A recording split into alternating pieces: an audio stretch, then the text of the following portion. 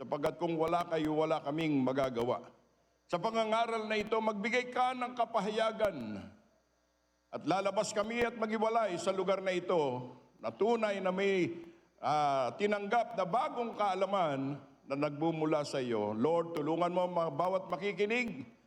At ito ang aking hinihiling sa pangalan ni Jesus. Ang lahat ay magsabi ng Amen. Mangangaral ako sa paksang ito, small things not to be despised. Ano ba yung despise? Tagalog, mas pwede nating sabihin paghamak o pagbabaliwala ng maliliit na bagay. So ito ang ating ipapangaral sapagkat katulad ng aking sinabi, wala namang maiiwan ditong maliit. Lahat tayo lalaki, lalawak ang ating gawain. Pero pagkamisan, wag nating kalimutan din yung pinanggalingan natin. Sapagkat doon sa pinanggalingan, alam natin kung wala ang Diyos, wala tayong magagawa. Kaya nang inuna natin, ito'y biyaya ng Diyos at tayo'y nakarating na sa ating kanya-kanyang mga katayuan, yang lahat ng yan, hindi basta nangyari yan. Nagsimula yan sa maliit na bagay. Okay? Great numbers of persons do despise the small things. But one good or bad can build or destroy something. One false alarm can cause a panic and hurt people. Amen po ba? Kaya ang isang false alarm, halimbawa sa isang building, natandaan ko pa nung kami ay nasa Arizona, sa Phoenix, sa hotel, alam naman ninyo, ang mga hotel doon malalaki, kumain kami sa umaga, tapos yung may tinotos doon sa tinapay, ang mga tinapay, doon mo pwedeng itos. Kaya lang ang toaster, hindi yung pag ganyan, sinusuksok doon sa toaster. Ang kanila paikot. Yung aking krusan, na tinapay, doon ko ilinagay. Naku, naipit. Hindi na lumalabas. Nasunog. Sabi ko, ano kayang gagawin ko rito? Umusok na. Tumama ngayon doon sa smoke alarm. Pag tama doon sa smoke alarm, tweet, tweet, tweet, tweet. Ako, nagbabaan na yung mga guests ng hotel. Sabi ko, naku, nakakahiya ito. Nagbabaan na yung iba, walang sapatos. Nagbabaan na sila kasi pagka gano'n may sunog, ganyan. Biro mo, nagbabaan na lahat sila. Mabuti na lang may kasama akong bata doon. What happened? What happened? This little guy, he put his bread there. Oh.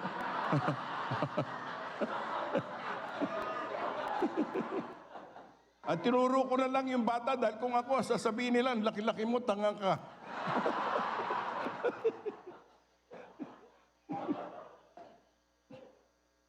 Kaya ang isang false alarm pwedeng magdulot ito ng mga panic, at makasakit sa tao.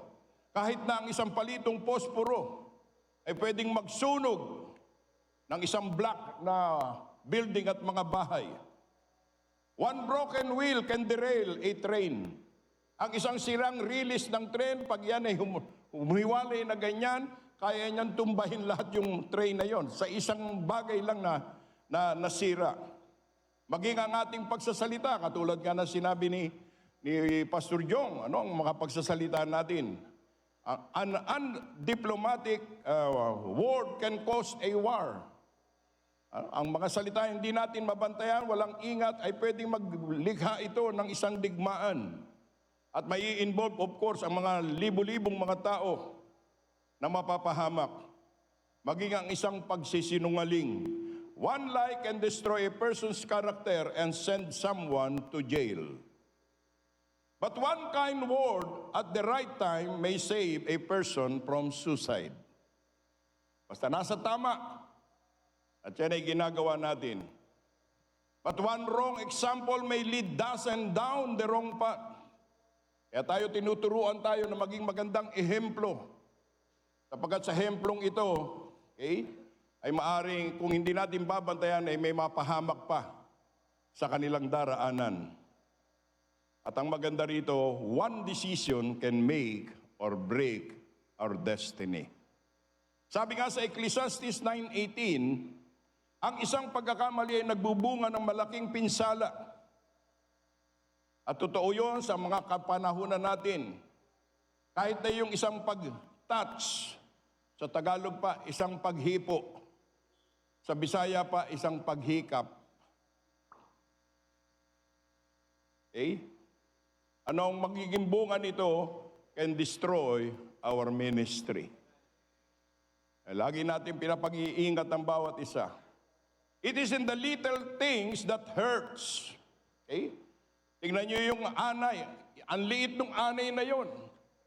Pero pag hindi mo pinansin yan at nasa bahay yan, isang araw babagsak na lang yung atip mo, yung bubong mo. Okay? Dahil walang pumansin. Iisa lang yon. Hanggang sa sumunod, dumami ng dumami. Okay? Maging yung mga sakit-sakit natin, ano lang to, ordinaryo lang ito, di ba? Sino sa inyo ito nakakaramdam minsan ng sakit? Sakit sa dibdib, sakit sa katawan, ano? Sabi mo, wala ito. Hindi mo alam, cancer na pala yan. Kaya mahalaga yung mga maliliit na bagay na bibigyan natin ng pansin. Okay? The truth is, if they are wise, kung tayo ay marunong, they would not do so, for it is not wise to despise anything. Hindi maganda na baliwalain natin, no, ang maliliit na bagay o anumang bagay. Si Esau sa Genesis 25:34, yung birthright niya, ano ba naman ito? Birthright lang ito. Gutom na ako. Kailangan ko nang kumain ng mami. Pinagpalit yung mami sa birthright. Ano nangyari? Hindi naging maganda ang bunga nito. Sabi nga sa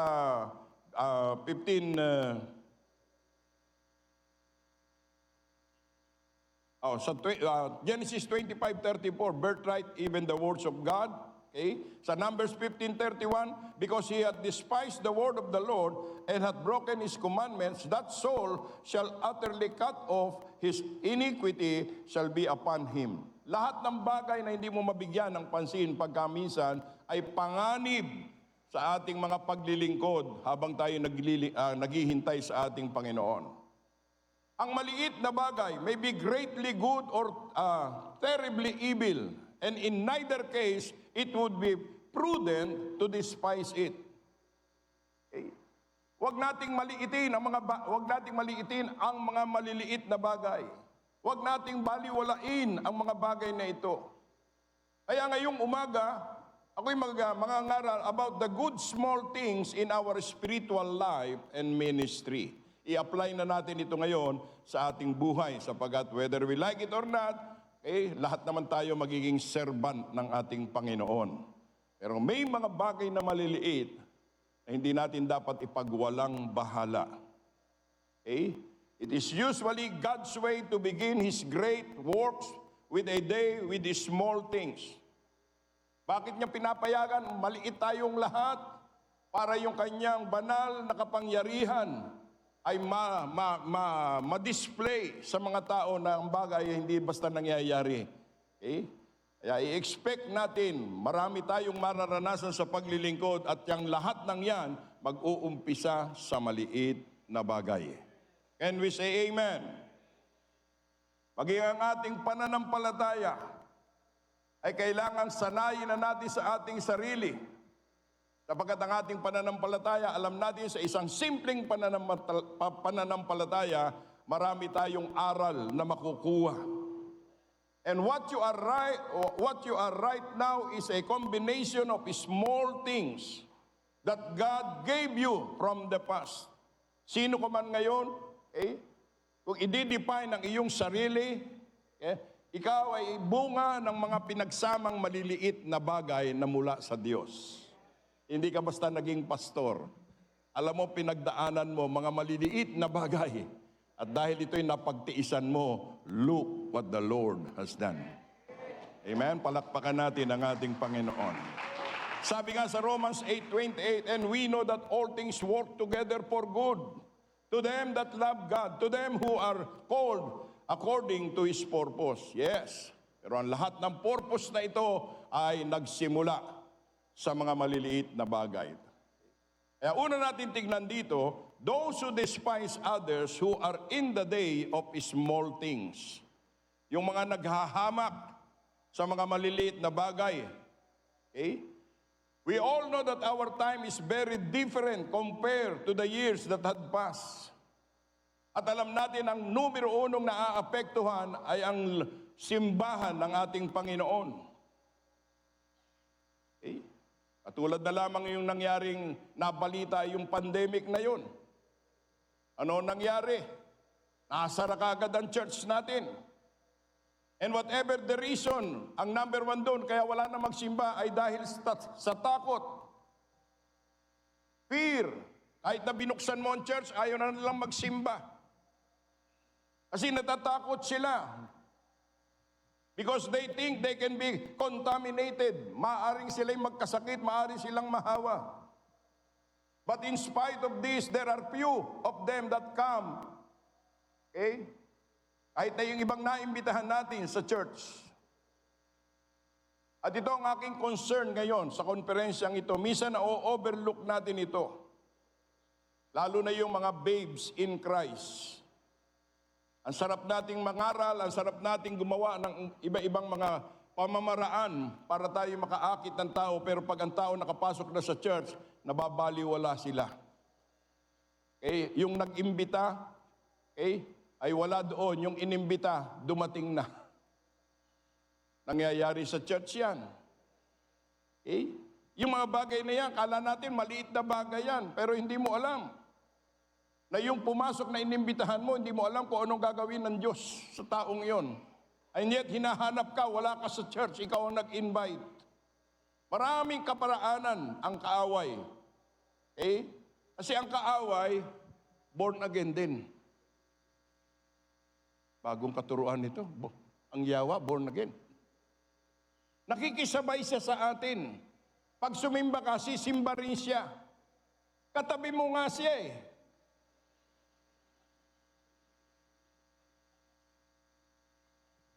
Nakikinig ka, ang gagawin ng katabi mo, kakausapin ka. O hindi ba katabi mo ang yawa?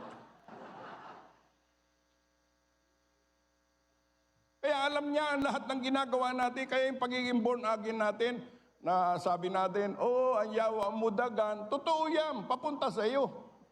Hindi lumayo. Kaya hanggang ngayon maraming nalilinlang ang kaaway. Kaya pag tayo, nag-umpisa na tayo, lalo na sa mga nagpa-pioneer, mahalaga yung mga kaluluwang yan, mga tawagin na natin, mga musmus pa yan. Okay? Sa kaharian ng Panginoon, pero dyan tayong lahat mag-uumpisa. Kaya kung ano yung inumpisahan mo, magiging ganun siya pag tumagal siya sa church.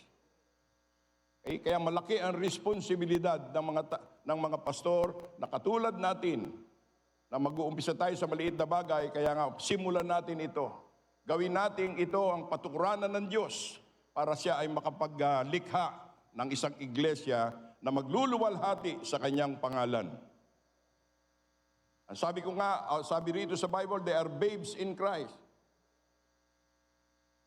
Okay? Kahit na yan, mga babes in Christ na yan, they are all children of God. Amen. At yung maliliit, mas binibigyan ng pansin ng ating Panginoon. Sabi nga ng mga disciple, itong mga bata, pinipigilan nila. Sabi niya, huwag niyong pipigilan ng mga bata. Nandiyan dyan ang paghahari ko.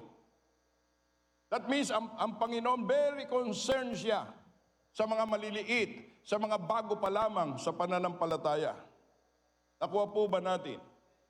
We are not the greatest of the saints. Once, very feeble tayong lahat, mahihina tayo. Katulad ng ginamit ng ating Panginoon. Ang mga apostoles, si Moses, si Abraham, si David, nagsimula ito sa maliliit na karanasan. Maliliit na tao na hindi sila kilala. At ganun din ang pwedeng mangyari sa mga tao na dinadala natin sa church. Pahalagahan natin sila, hindi yung pag nakarating na sa church, hala, wala na. Nakapasok na eh, no? Kaya hindi nawawala sa atin na kapag may service tayo, at habang bago mag-umpisa ang service, okay, linalapitan natin sila, wini-welcome natin sila. Pagkatapos ng service, linalapitan natin sila at sinasabi natin, maraming salamat sa inyong pagpunta rito. Hindi yung nakapasok siya, nakalabas na, walang nakipag-usap sa kanya. Mga pastor, okay, sabi sa Bible, huwag kang tatanga-tanga. Amen? Kasi hindi ikaw may-ari niyan. Hindi ikaw nagpapunta niyan dyan. Pag pumunta ang isang tao sa loob ng church, may kinalaman niya sa Diyos. At ang lahat na may kinalaman sa Diyos ay dapat nating mahalin. Magbigyan ng halaga. Don't despise it. Amen. Sapagkat dyan nagmumula ang mga himala na gagawin ng ating Panginoon. We never know that these people that we bring to church will one day, kaya nga sabi ko kanina, nakikinig ako, yung ating pangangaral, mula kay Pastor Rick Backholz, kay Pastor, para magpipinsan itong pangangaral namin. Yun naman ang dapat maging bunga ng conference, amen? Real conference is what you do afterwards. Hindi yung nag-conference tayo, hay, tapos na, ang bilis, ano? Ano nangyari sa iyo? Ang bilis. Yun ang nangyari sa iyo sa conference na ito. 17 pangangaral, ang nalaman mo lang, ang bilis ng conference. Santissima Corazon, tiga saan ka ba? Ang iba sa atin, ganun ang nangyari. Hindi natin nakalain, naging pastor tayo. Sino ba tayo nung una? Tinignan tayo ng mga tao, sino ba ito? Para kayong mga kuto. Para kayong mga, nagupit ko pa, nawala na. Hindi tayo pinansin ng kahit na sino. Subalit ang mata ng Diyos ay nasa sa atin. Okay? Anong ginawa ng Diyos? Narito tayo ngayon, buhay tayong patotoo. Kaya pag-ingatan nyo, mahalin ninyo, don't despise, kahit na ikaw ay isang pastor na hindi kilala.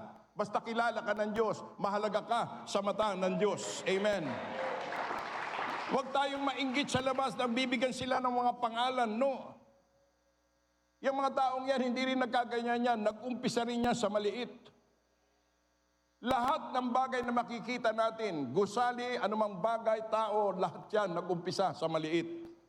Kaya ilagay na natin sa ating kaalaman, na huwag nating hamakin ang anumang maliliit na bagay o anumang mga maliit na umpisa sa ginagawa natin, sapagkat lahat ng bagay na yan ay magbubunga sa ayaw natin sa gusto. Palakpakan natin ang ating Panginoon. Maging ang mga tupan ay pinagkakatiwala sa atin. Isaiah 40 verse 11, He shall feed his flock like a shepherd, he shall gather the lambs with his arm and carry them in his bosom, and shall gently lead those that are with young. Yan.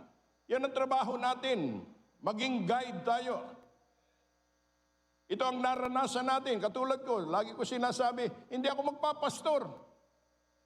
Magpalina ka na dyan, hindi ako magpapastor. Ano nangyari? Napastor, hinoon. Kasi merong sumubaybay sa akin, merong nag-guide sa akin. Kaya tayong mga pastor nandito, kailangan matiisin tayo. Kasi kung hindi tayo pinagtiyagaan ng ating pastor, wala ka ngayon dito. Lagi natin bibigyan ng pagpapahalaga, kaya matitigas ang ulo. Pabayaan mo na yan, mas matigas ang ulo mo dyan. Talagang nandoon yan. Kasi kung ang lahat na lang, madali. Hindi magandang convert yan. Yung oo lang ng oo siya. Pastor, yes, Pastor. I love Pastor, yes, Pastor. Pagkaganyan ng disciple mo, iyawa na. Yung uyon lang ng uyon sa'yo. Oh. Kaya dito tayo lumalago sa paghawak sa mga tao. At laging uumpisa ng Panginoon yan sa maliliit na bagay.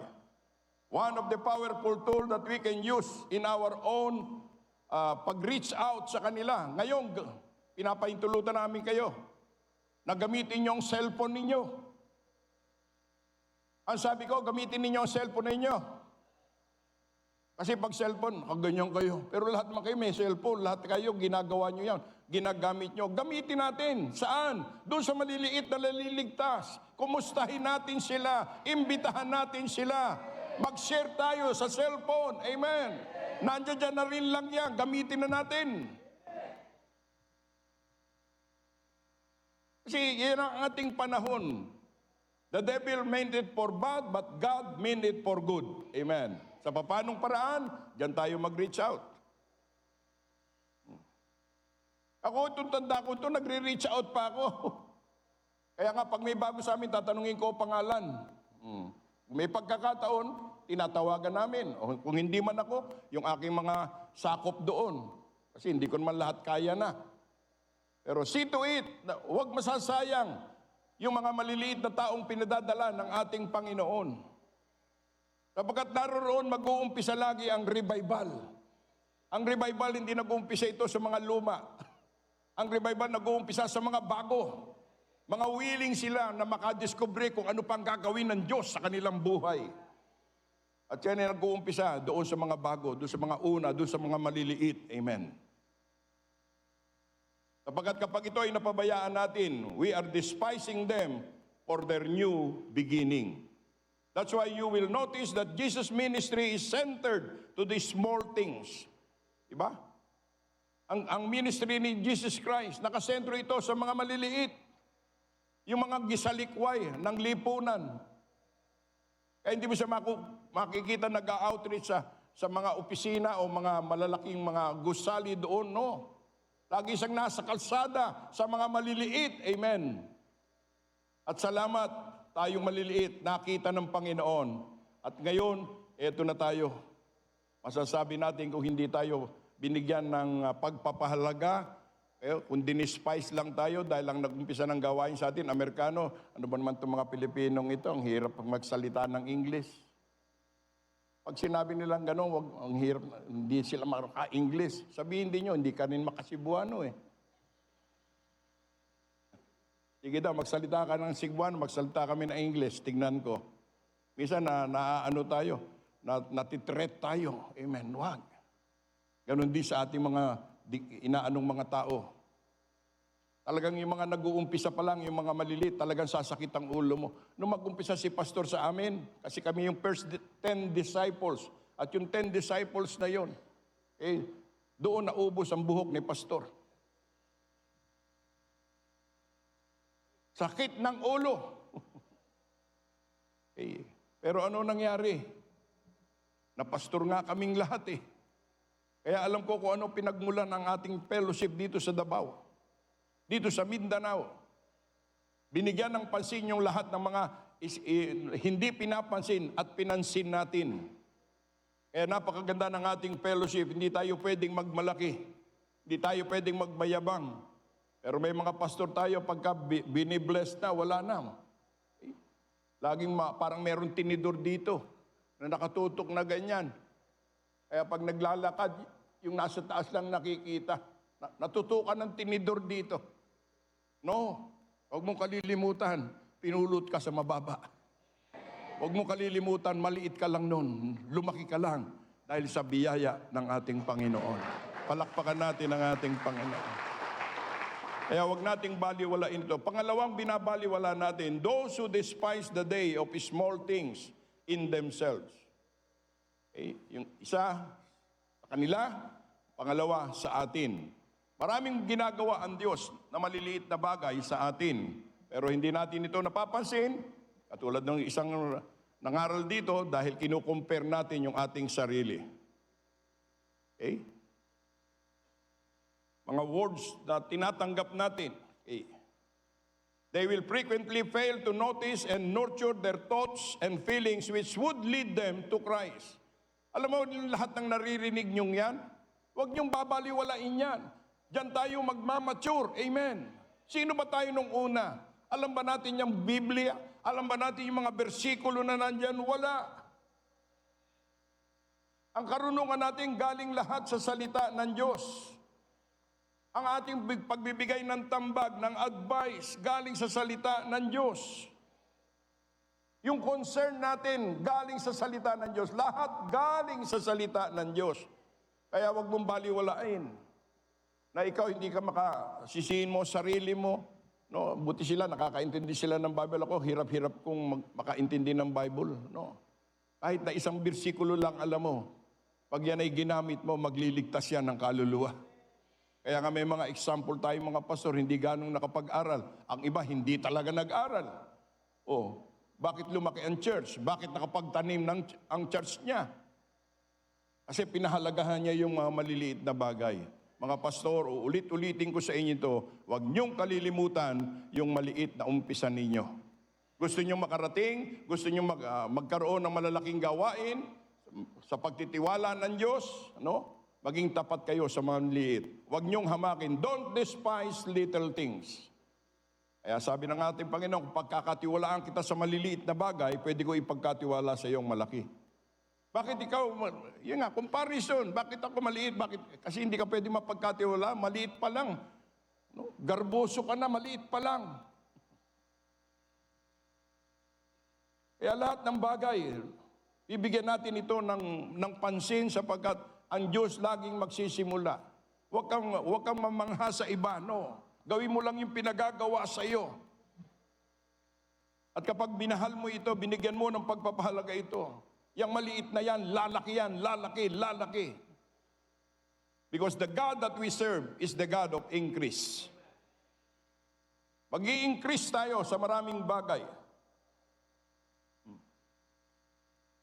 Yung kaligtasan natin, minamaliit ninyo, ligtas na ako. O ano pa ron? Naligtas ako, tumanggap ako sa Panginoon. No. Huwag mong kalilimutan, kaya ka narito dahil sa kaligtasan mo. Lahat ng ginagawa natin dahil sa kaligtasan natin. Pero pamilyar na sa atin, I am saved, I am born again. Hindi mo alam kung gaano kahalaga yung maliit na yon na ginawa ng Diyos sa atin. All you know, tinanggap mo siya, salvation. But through salvation, nagbago ang buhay mo. Through salvation, nagmalasakit ka sa ibang tao. Through salvation, nakatutulong ka na sa iba. Nagmula lahat yun sa salvation. Kaya ang salvation, maliit na bagay, pero ang laki ng nasasakop nito sa ating pag-uugali. Nakuha ba natin ang ating pinag-uusapan? Don't despise even the conviction of the Holy Spirit. Pag ikaw ay napuspos ng banal na Espiritu, pinangaral yan dito. May mangyayari. Magkakaroon ka ng kapangyarihan, paglilingkod sa lahat. Huwag mong babaliwalain yan. Huwag mo yan gagamitin sa service na para lang sa, pok, check na. Ano yan? Ikaw nga hindi mo maintindihan yan sinabi mo. Huwag niyong babaliwalain yan, kapangyarihan yan para magamit natin sa paglilingkod sa Panginoon. The baptism of the Holy Ghost is a baptism of power. At yan ay binigay sa atin, don't despise it. Maging ang conviction natin galing sa Holy Spirit, may conviction sa iyo, huwag mong baliwalain yan. Pagkat ito na ang araw mo, kaya nga sa conference, mangangaral ng isang mangangaral dito, sigurado may kakausapin sa atin dito, personal. Huwag mo sasabihin siguro sa lahat ito, sa kanya ito. No. Gawin nating personal. Pagka ikaw kinukumbikta, something has to be done. Don't just accept it, ganyan talaga yan. Talagang magpipreach ng ganyan. No, hindi mo alam kung sino magpipreach para sa iyo. At ngayong umaga, sa mga pastor, tanungin ko kayo, kinakausap ba kayo ng ating Panginoon? Sapagkat itong salitang binabasa ko ay galing sa salita ng ating Panginoon. Jesus said, if I can trust you in small things, I will entrust to you bigger things. Okay? No doubt many think of it, okay, in their own conviction when God thinks well of them, especially when it comes to our calling. Hindi ka basta tinawag ng ating Panginoon. May mga bagay sa iyo na nakita ang Diyos. Kaya ka tinawag ng ating Panginoon. Kaya tuwing tayo lalabas, paggising natin sa umaga, paglabas natin sa bahay, tandaan mo, galing ka sa maliit. Kaya ang isip natin, bagamat nag-iisip tayo ng malalaki, huwag mo lalampasan yung mga maliliit. Kaya tingnan nyo, hindi ba nyo napapansin ang ating ministry? Okay? Laging nag-uumpisa sa outreach. Di tayo umaalis dyan. We will be celebrating our fellowship in Mindanao. Okay, next year, 40 years na po tayo. Walang nabago. Huwag mo sasabihin, outreach na naman. Dinidespise mo, hindi mo alam. Ikaw mismo, doon ka naligtas. Di ba? Yung iba, ayaw nang umatin ng mga Bible study. Ayaw nang umatin ng mga adult Sunday school. Alam na nila yan, Karamihan ng church natin, namumblema tayo sa adult Sunday school. Adult Sunday school, okay? 5 lang ang dadalo. At para kanino ito? Ba't alam mo na ba lahat? Yan ang problema natin, ipaglaban natin yan, mga pastor. Wag mong tanggapin ang nakikinig sa iyo sa adult Sunday School, pamilya mo lang. O hindi pa. Dahil natutulog pa yung iba. No. Maliit ito, mag-uumpisa tayo rito sa adult Sunday School, pero dyan tayong lahat magsisimula, sapagkat kung mabagsak tayo dyan, mabigo tayo dyan, wala na tayong makikita pang iba. Sapagkat ang lahat ng bagay, nag-uumpisa sa gawain ng ating Panginoon. At sa papanong paraan, sa salita ng ating Panginoon. Hallelujah. Palakpakan natin ang ating Panginoon. Kaya magbaliwala yung iba. Ang tagal, hindi nagmamature, pareho pa rin. Ang pagbabago lang niya, ayun, nabago ang church. Sa mga pastor, ganun din, nabago sila, naging pastor. Maliban doon, pastor lang. Pangalan lang ang nakuha niya. Sa mga mananampalataya, nabago. Nabago ang upuan. Dati dito nakaupo, ngayon nandoon na sa likod. Kasi sa tuwing mangangaral, matutulog na siya.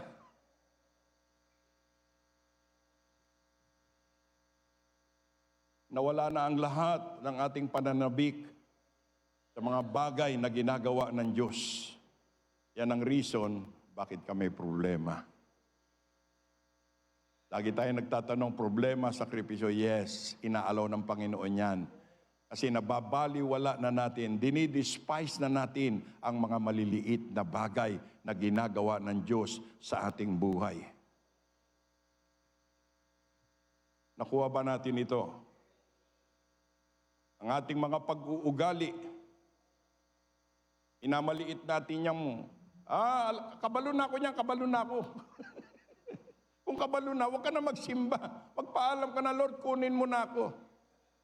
Alam mo naman lahat. Tanungin ka, may problema ka? Wala. O di, mauna ka na dun. Kami may problema pa rito eh.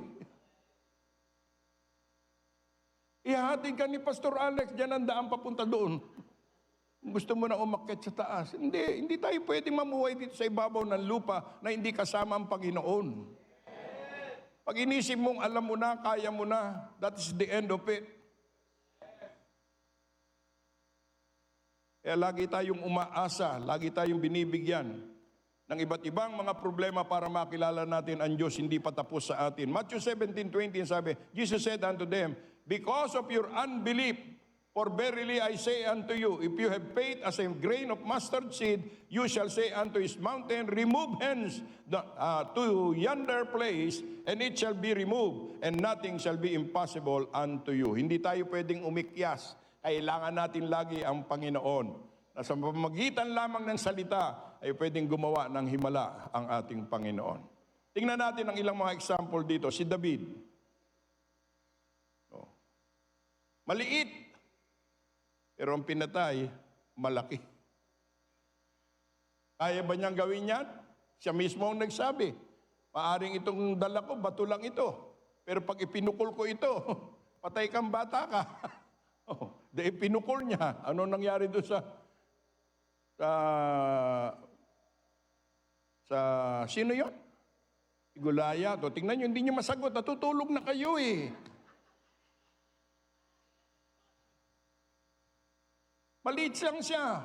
Pati kapatid niya, walang magtiwala sa kanya. Pero linabanan niya sapagkat ang alam niya, hindi siyang gagawa noon ng ating Panginoon.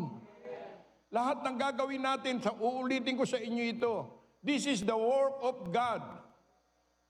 So pag wala ang God, wala nang work. Lahat ng ginagawa natin, hindi mo ginagawa yan sa iyong sarili.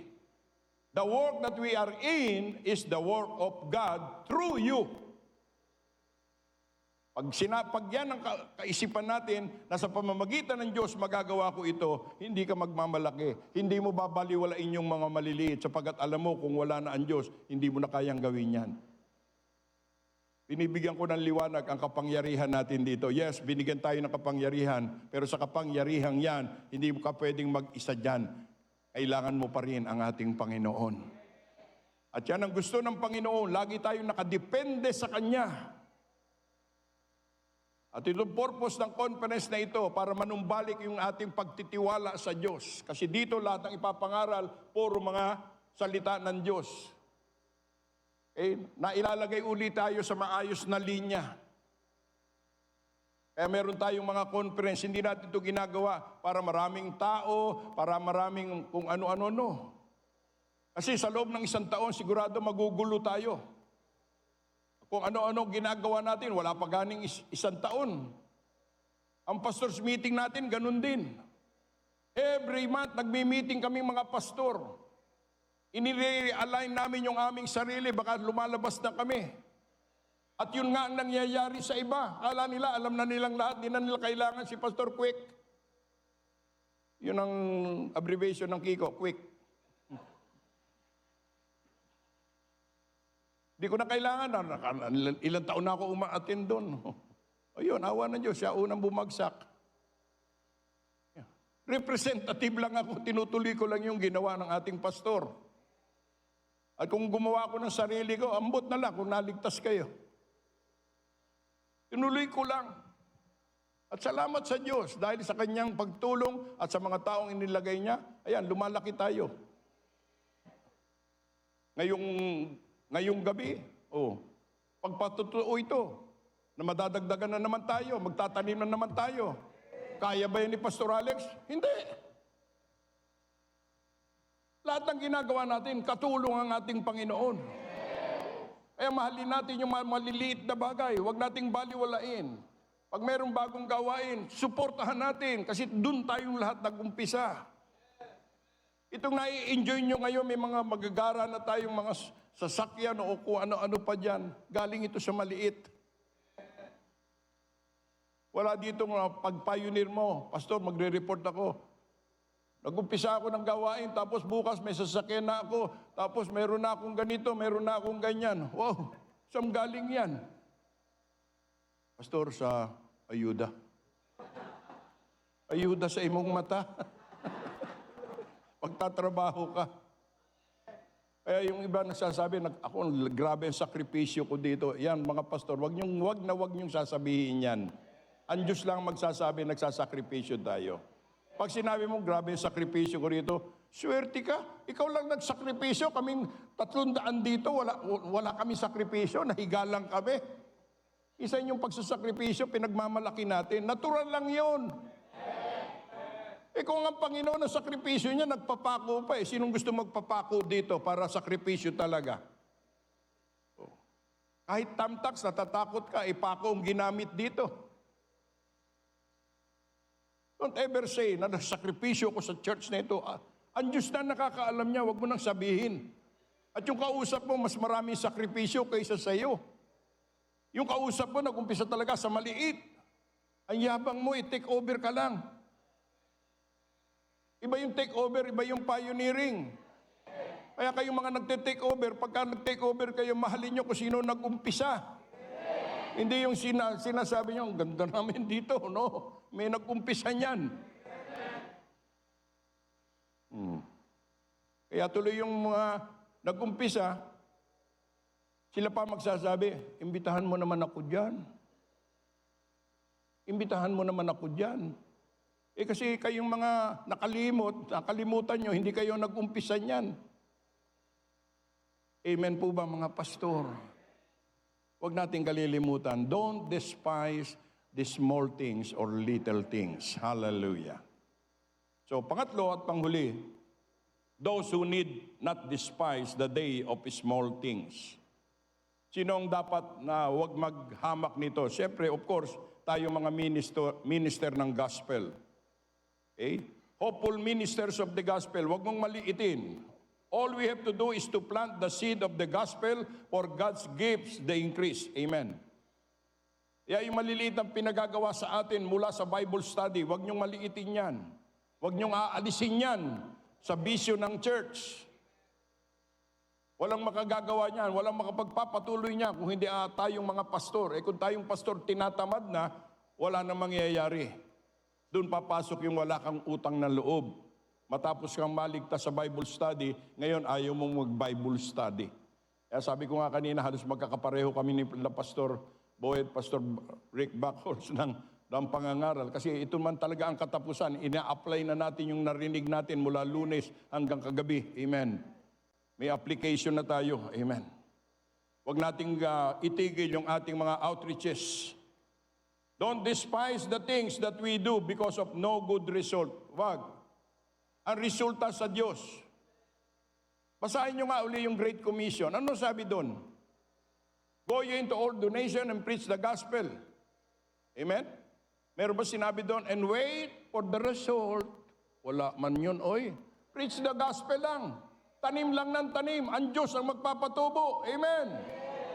Huwag nating tigilan ito. Huwag nating hamakin yung pinag-umpisahan natin. Pangalawa na huwag maghahamak ang mga ginikanan. Maging ang mga parents na naririto ngayon.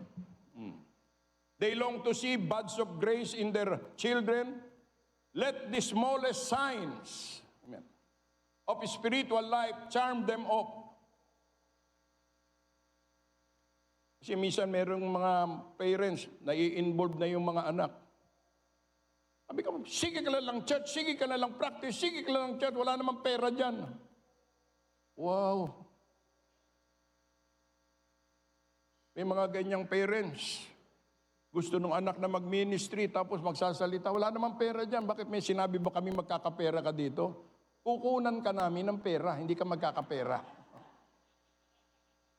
At doon sa pagkuha namin ng pera sa bulsa mo, doon ka pagpapalain ng Diyos. Kainis makinig niyang ganyan ba? Awa ng Diyos, wala na sila sa atin. Praise the Lord, hallelujah.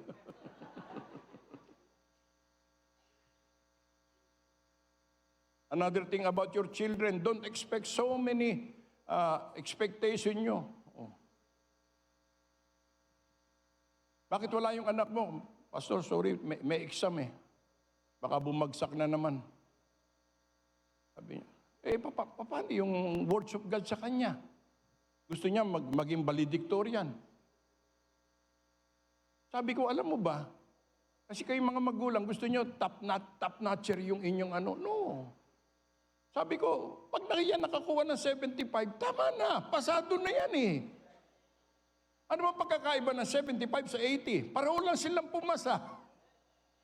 Gusto nila yung bugo na katulad ng tatay niya, gusto niya, huwag ganun na mangyari. Gusto nila matataas. No. Don't expect too much of your children. Guide them. Igiya lang natin sila. At ang number one pag-giya natin, siyempre, kalaging kasama ang Diyos. Okay? Over-expectation sometimes nakaka-discourage sa ating mga anak. Okay? Sino pa ang dapat huwag magbaliwala ng maliliit na bagay? Hindi lang mga ginikanan, hindi lang tayo mga pastor, kung hindi ang mga elders natin. Elders in faith sa church. Don't despise the youth and the new convert, for we owe our maturity from them. Kaya kami lumago dahil dyan sa mga sakit ng ulo ng maliliit. Pinapahintulutan ng Diyos yan. Kaya kung sinasabi mo, yung church mo sakit ng ulo, praise God, nandiyan dyan ng Diyos. Kasi kung hindi ka lalagyan ng ganyan, saksakan ka ng tapulan. Wala kang ginagawa, kaya bibigyan ka ng problema ng Panginoon. At pag nakita mo na dahan-dahan na uubos na ang attender mo, that's it. Nakuha mo na ang message. Pagtsaga rin tayo, tayong mga matatanda na sa pananampalataya. Kaya ang Diyos nagliligtas ng mga bata pa kasi matatanda sa pananampalataya, minsan wala na sila. Relax na sila. Tapos na sila. Kailangan yung mga bata naman. Oo, ngayon may bata. Tapos hindi natin pagtsatsagaan. Tulungan natin sila. Amen? Katulad din nung una, kung walang nagtsaga sa atin, hindi natin mararating itong bagay na ito. Take it. Freely we receive, freely we give. Amen. Yan ang takbo ng church supposed to be. At ang lahat ng narito ngayon, lahat tayong narito, tandaan natin itong mensaheng ito. Kasi tayo ang living testimony ng mga maliliit na bagay na ngayon hindi na natin malaman kung ano pang ginagawa ng Diyos sa atin. Basta ang alam ko, hindi na tayo katulad ng dati. Yun ang pinakamagandang ginawa sa atin na maliliit na bagay na walang pumapansin sa atin. Subalit binigyan tayo ng pagkakataon ng ating Panginoon. Binigyan tayo ng pagkakataon ng mga nauna sa atin, ng ating mga pastor. And look what the Lord has done. Palakpakan natin ang ating Panginoon. All of us, do not despise these small things. Remember, we all came from nothing and became something for God. Maski na mga ginamit ng ating Panginoon, mga walang kakwenta-kwenta mga ginamit nila, nagtagumpay sila doon sa maliit na bagay. At naging gamhana, naging banggiitan sila. Sa 1 Samuel 17:50, so David prevailed over the Philistine with a sling. Tirador lang yung ginamit niya. At pinatay niya si Goliath. Okay? Wala siyang sword, wala siyang kahit anong armadura. At doon nagsimula ang pagiging gamhana ni David. Anong ginamit? Tirador. Ngayon, gamitin mo yung tirador, sino maniniwala sa iyo? Okay? Pero yun ang ginamit. Si Samson, sa Judges 15:15, and he found a new jawbone of an ass, and put forth his hand, and took it, and he slew 1,000 men therewith. Okay? Buto lang nung panga ng isang asno ang ginamit niya. Alam natin si Samson, malakas yung tao. Pero anong ginamit niyang armas? Hindi pa uso nun ng masinggan. Hindi pa uso mga tangke de gera nung una. Yung buto lang ng panga ng isang asno. At nalupig niya ang lahat. Hindi mo kailangang magkaroon ng maraming mga gamit para magawa mo ang pinagagawa ng ating Panginoon. Katulad naman sinabi kanina, sometimes gusto na natin pag nag-uumpisa, kumpleto na tayo. Meron na tayong mga speaker, meron na tayong amplifier, meron na tayong mga ilaw na ganyan. Wala ka pang tao. Saan mo gagamitin yan? Pag-uumpisa tayo sa maliit. Buti nga kayo ngayon nagpa-pioneer. Iba na. Meron na ang tawag nito, yung kumpleto tayo. Nung kami inlinans out noon, ang silya namin ratan. Tapos pag sumandal kang ganyan, dire-diretso ka na nun. Tapos nakabarong ka, tapos sasandal ka, pag tayo mo, sumabit doon sa pako. Yung lansang, yung barong mo, naku, disgrasya. Tapos pag mag-outreach na kami, dala namin yung baterya na mas mabigat pa sa amin. Dadala kami ng trompa. Ano naman baligyan ng mga gamot? Naaibitin diyan, naaibitin. Yan ang mga umpisa namin. Ngayon, hindi. Ayaw lumabas kung walang amplifier. Ayaw lumabas kung walang gown na. Ayaw lumabas kung walang speaker na. Oh, wow. Dati yung gitara namin, yung mga old na gitara. Second hand na, old pa. Ngayon, ang gusto nila, electric guitar. Patugtugin mo, hindi marunong. Ang laki ng gastos ngayon eh. Kailangan mag-umpisa tayo sa maliliit. Sinunod na natin, wala namang bunga. Kasi walang problema. Alam mo ang number 1 instrumento sa church? Ikaw. Yung mga binibili mo, hindi makapagliligtas yan. Iwanan mo yung gitara dyan, tingnan ko kung may maligtas dyan sa gitara mo, nanakawin pa yan. Ang pinakabagang instrumento sa loob ng church, ikaw. Ito, mga sinasabi ko sa inyo, si Rahab, ano kapital nito? Bakit nakilala siya sa Joshua 2:6?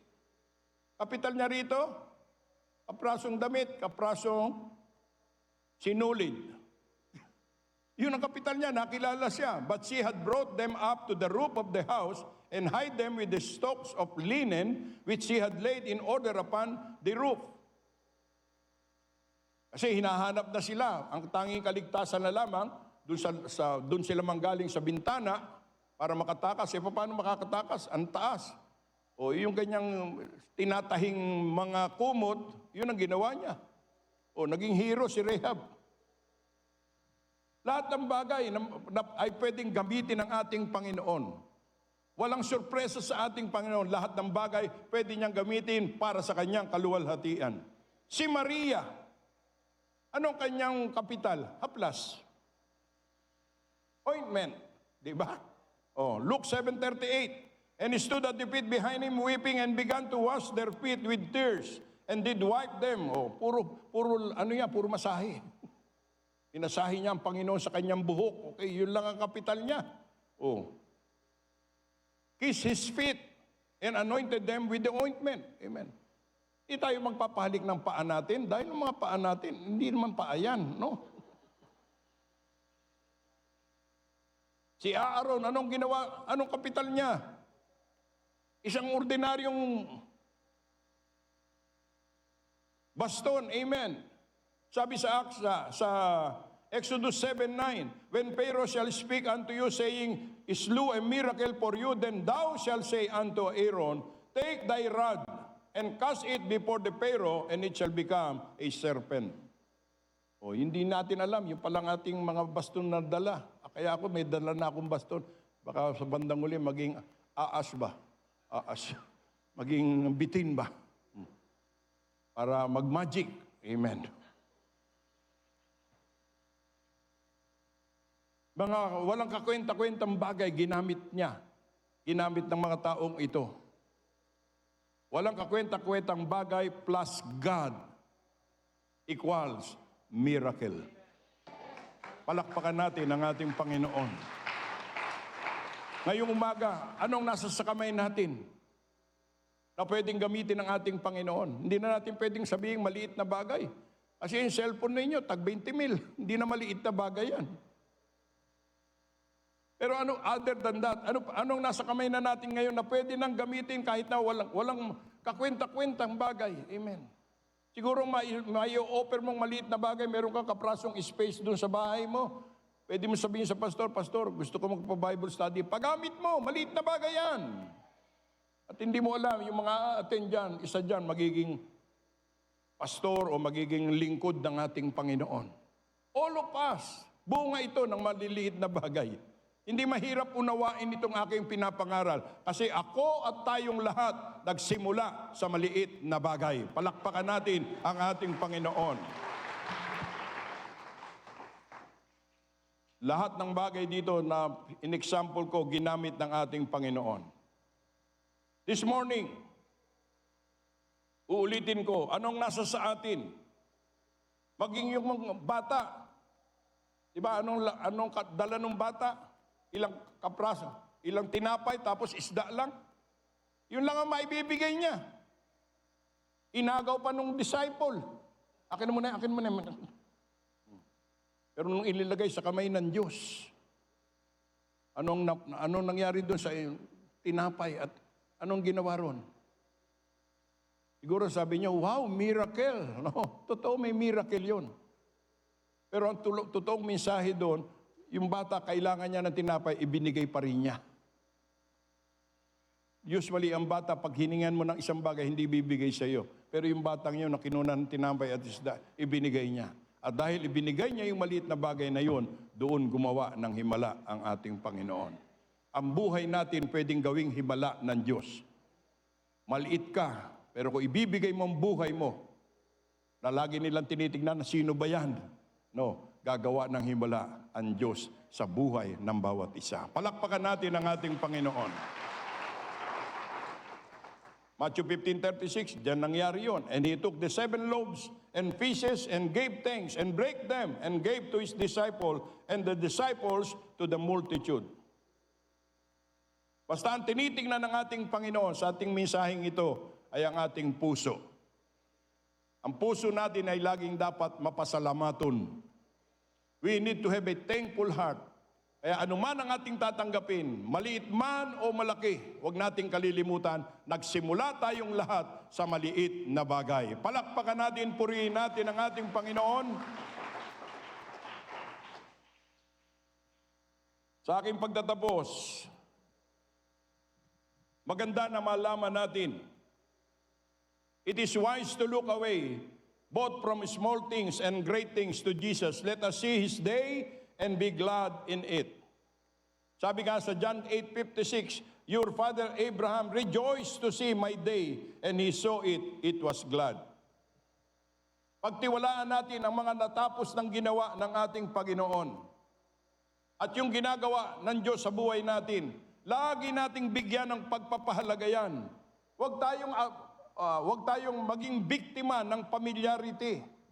Maraming ginawa sa church mo, hindi mo na nakikita. Nagiging maliit na bagay na yan, pero dyan sa maliit na bagay na yan, diyan ka nagsimula. Kaya tayong mga pastor, yun, paulit-ulit na lang itong pangangaral natin. Huwag tayong magkukumpel sa ating sarili, maliit, malaki, no. Ang mahalaga doon sa maliit, pinagkatiwalaan ka ng ating Panginoon. Let us not despise what God has ordained in us. Hindi basta-basta yung pag-ordina sa atin na ikaw yung maging pastor. Hindi ka makikilala doon sa lugar mo kung hindi sa kamay ng Diyos. Kaya anumang bagay na ilagay natin sa kamay ng Diyos, maliit man yan, magiging makapangyarihan. At alam na natin to, hindi na natin dapat ipakilala pa ito, i-prove natin sa sarili natin, alam mo kung anong nangyari sa buhay mo, at ano ang buhay mo nung una, at ano ang buhay mo ngayon. Let us not despise the things we have, for others don't have the things we have.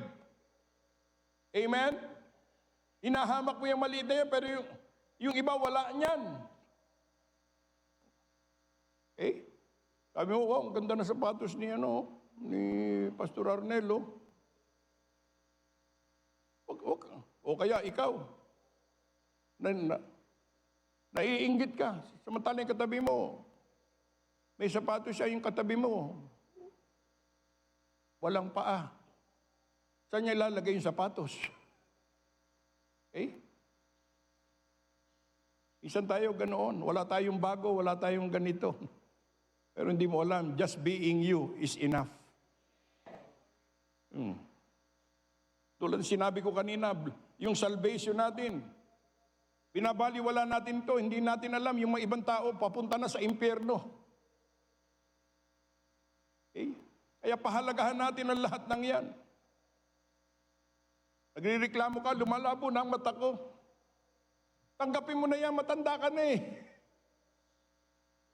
yung iba nga bulag na Hindi na makakita, ikaw nakakakita ka pa. Di ba? Alam mo kung ano yung tinapay na masarap, alam mo yung tinapay na hindi masarap.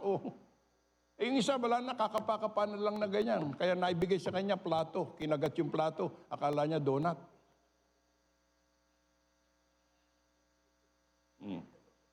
Blurry eyes. Ang health. Amen. Dito sa health talagang marami rito. No? Nagre-reklamo tayo. Yun nga, nadinig ko na kanina. I don't know kung ano yan. Hubak ba yan? Meron kasing hubak na lalaki, hubak na bakla. Pag umubo yung bakla, grabing hubak yan, may bakla pa. Pero ikaw, ang ganda ng katawan mo, wala kang sakit, malakas ka pa. Sa edukasyon, ganun din. Hindi ka ganong nakapag-aral. Maraming nakatapos, walang nagawa. Tayong hindi ganong nakatapos, ang dami nating nagagawa sa Panginoon. Small lang tayo, pero malaki ang nagagawa natin para sa kaharian ng Diyos. Pagkain, wag nating maliitin ang pagkain. Ano sa iyong ulam? Lauoy. Sabi ko, grabe naman ito, lauoy na naman. Mabuti ka, lauoy. Itong katabi mo, kaluoy. Kaluoy na lang siya, kanin na lang siya, ikaw may ulam pa. So nagkakaintindihan na tayo. Huwag nating hamakin ang mga maliliit na bagay na ginagawa ng Diyos sapagkat pag tayo ay napagkatiwalaan sa maliliit na bagay, napahalagahan natin ito, napasalamatan natin ito, tandaan mo, malaki ang darating panghigit sa buhay mo. Palakpakan natin, purihin natin ang ating Panginoon. Ganyan na lamang tayo, iyuko natin ang ating mga ulo.